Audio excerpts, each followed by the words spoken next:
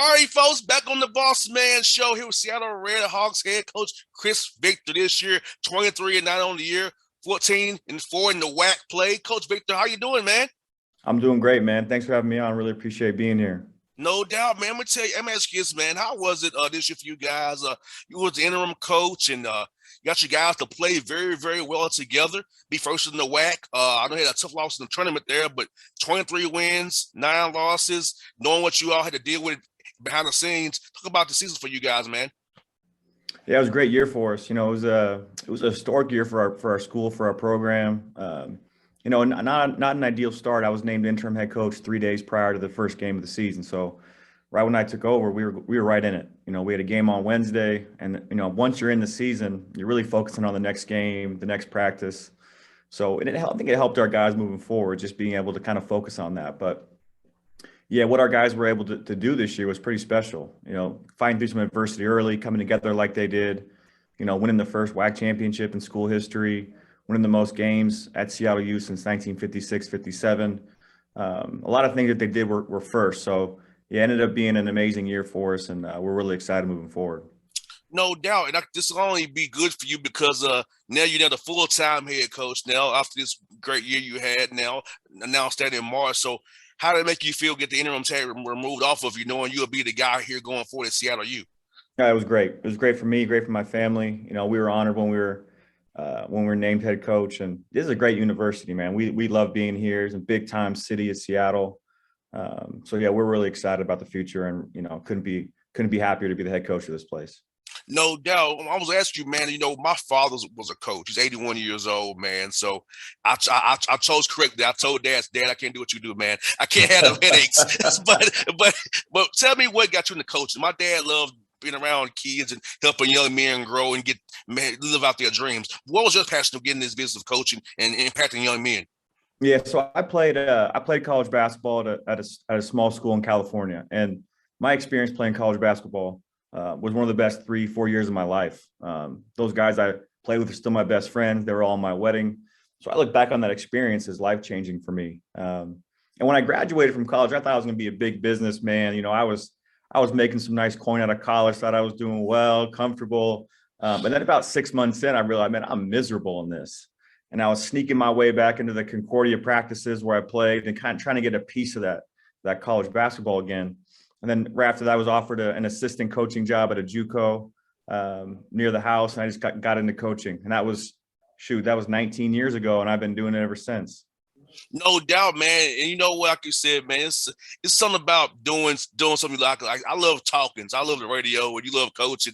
Like I don't think I could go to do a 9 to 5 job, Coach Victor. I couldn't do it. I'd probably be miserable like you were in it, doing that business thing, man. Because Yeah. this is more for talking to guys like yourself, covering games every day, been around sports. Like, hey, we're doing what I do. I don't lose it every night. I don't lose it sleep. So it's a Oh man, yeah, you don't great have the gig. ups and downs that we do, no doubt about it. It's a deal. But you're right about when you're talking about why your pops did it. I mean, for me, the ability to get a 17-year, 18-year-old kid in your program and watch them grow for 3 years and then them leave a 22, 23-year-old man is something special. And there's nothing more rewarding than seeing your past players, seeing even your past coaches that are just being successful in life after hoop. So, basketball is what got me into it, but those life relationships and experiences are what have me here now. Yeah, because I'm my pop's only kid, but he has over 1,000 kids who could hit him up. So it's like he's like, you have to share me. Yeah, yes, I'm your dad, but I got Yeah, a lot more sons, two other than you, son. So like, okay, I guess. yeah, yeah. So you get it. You get the whole deal. No doubt, no doubt. And you know what? Talk about your league, the WAC, Coach Victor. I mean, I feel like it's gotten so much better. It was so good it got Miss Coast State a 12 seed in the tournament, and they Yeah. showed themselves very well. Competed against Arkansas and those guys very well. Could have won that game and played here and there. Talk about how good your conference was to get those guys a 12 seed in the tournament based on what you all did as a conference together. Yeah, WAC's getting better and better every year. This was by far the best year we've had in a while. We added some big time programs. A lot of teams out in Texas joined the WAC. Stephen F. Austin's now a piece of it, big time program. Sam Houston State, obviously New Mexico State being as good as they've been the last decade. Grand Canyon's in it, Cal Baptist, Utah Valley's been. There's a lot of good teams in this conference, and it's deep. The WAC has kind of been adding and removing teams here and there, but right now it's top 15 conference in the country. And the better that we can continue to do, and the better we can continue to schedule and win some games, that'll keep going up. Speaking of scheduling games, the people that don't want to probably play you now because you guys won 23 games. So how's that been so far? Yeah, it was a little easier to schedule games a few years ago, no doubt about it. Yeah, I know that 23 and 9. We don't want to play those guys right now. So how's that been for you trying to get games this upcoming season coming up here, man?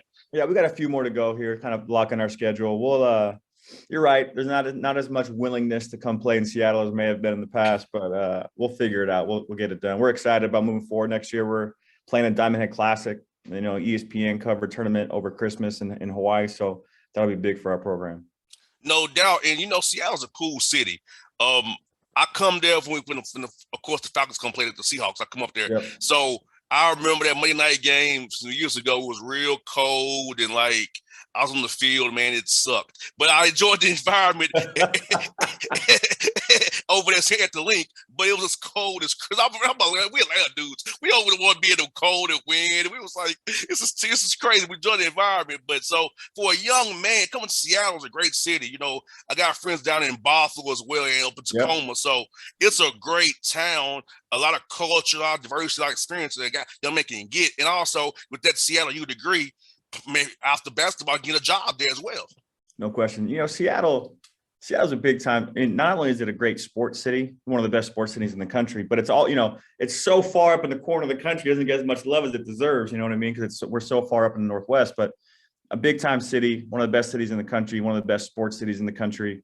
And our campus is right downtown. So we're right in the heart of it, so the experience these guys get going to school, like you mentioned, the level of degree they receive at Seattle University is big time, and they get the experience of the city right downtown. And with the sports city, we're playing. There's a brand new arena where the Sonics used to play. It used to be called Key Arena. Now it's Climate Pledge Arena. They put $1.1 billion, and we get to play 11, 12 home games there. So not only are we going to school right in downtown, we're playing in one of the best brand new home arenas in the country, living in one of the best sports cities. So coming to Seattle U, being a member of this team is a great experience. Well, I'll tell you some inside information right now.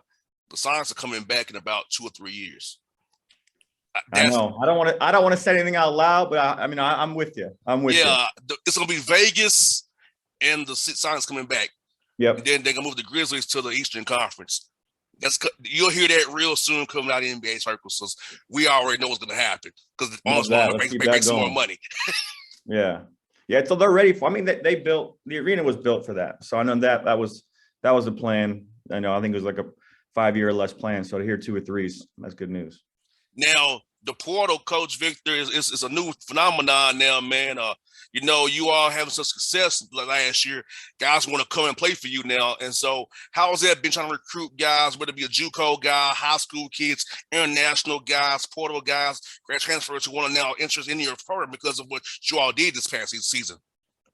Yeah, the momentum that we had has definitely helped us. The great thing about, last year's roster was really young. We were like a 345th youngest team in the country. So we have a lot. We have 8 of our top 9 coming back. So we have a lot of returners. We got a couple spots we need to fill, and we're in the portal. We're looking at, we do recruit internationally, high school, obviously, and JUCO. So we'll be kind of seeing who fits that role that we need. But you're right, man. The portal's gone crazy, and there's kids hitting it every minute, every hour. Got to be on top of it. You got to kind of find your way to best efficiently sift through the guys that are in there and find out who fits for your program. But yeah, with winning some games, getting our team that WAC championship this year is definitely helping out.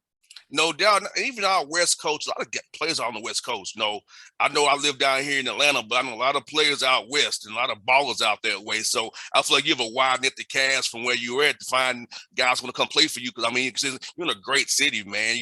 It's fun there. It's downtown, like you said, man. A great vibe, great businesses. You can learn a lot up in Seattle and just have a good experience. And I feel like guys out there out West should come up there and play for you guys, man. I think it'd be a lot of fun.